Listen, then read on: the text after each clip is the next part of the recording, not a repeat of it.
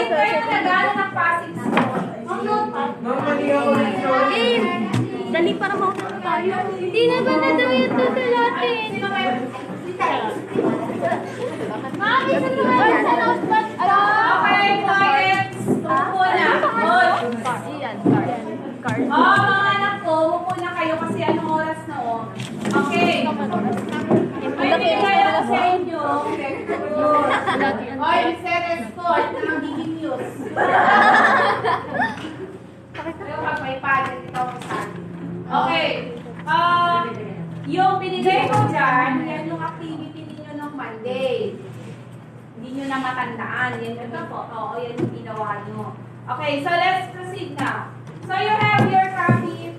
So let's discuss here the anatomy of your job program. Ma? Aray!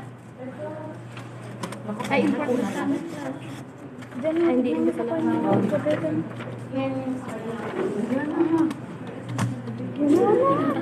Bakit mo lang kasi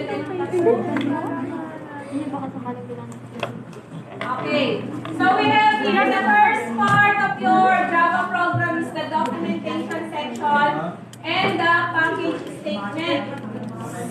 Uy, hindi mo na kayo pinaglalagay ng ganyan kasi hindi naman full software yung ginagawa natin. Ang ginagawa lang natin ay simple programs lang. Okay? So kadalasan nag-i-start tayo with our import statement. So in this case, we have the scanner as your input. Okay, and then the next part is the interface section. So ang pinakaunang part natin is the class definition, wherein we are declaring the name of your class.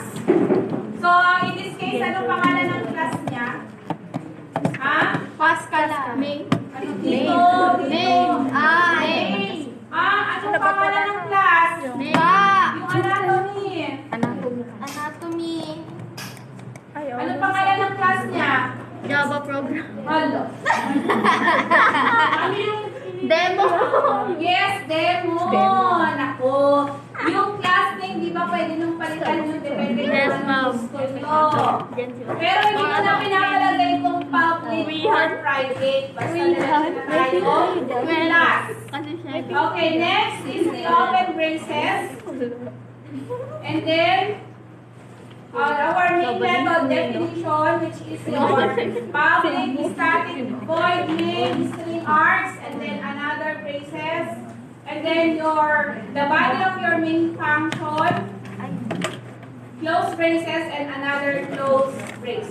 So remember, kung ilang beses nag-open, ganun din yung close. Sa lahat ng bagay, ganun. Hindi pwedeng, lima yung botones mo na close, nung tatanggalin mo yung damit, apat lang ang tatanggalin mo. Hindi pwede. Mampagtamad ka pa. Diba? Flip lang. Hindi dapat. Okay. So I have here the reminder on how to save your program at saka how to create your class file to run the program. Okay. In this case naman, napansin ko, there are people who are opening your programs. So we will now create your own folder sa loob ng documents. So sa documents na tayo mag-save, hindi na tayo mag-save sa desktop. Okay, gawa ng folder sa documents. Open na, pumunta sa documents, gumawa ng folder. Ay, may folder na ba kayo? Wala pa. Gumawa ng folder. Sige. Balik ko na. Sa documents na yun.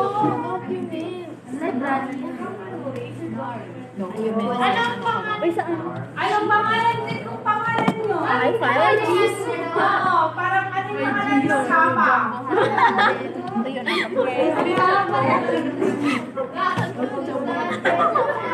Jency na lang. Ako, pag-isip lang ang pangalan, buti sila lang siyam-siyam. Walang iniwan. Ang new folder? Yes, new folder. Okay, next. Okay na, nakagawa na ng folder. Wait lang mo. Nasaan ang folder niyo ulit? Document! Very good. Java. Paano? Ay, gagawin bago? Pati dito. Isang word lang ang gawin niyo. Huwag masyadong marami. Ay, baka mapindot. Anak ko, grade 3 yan. Masyadong mga yung grade 3 yan. Kasi marami.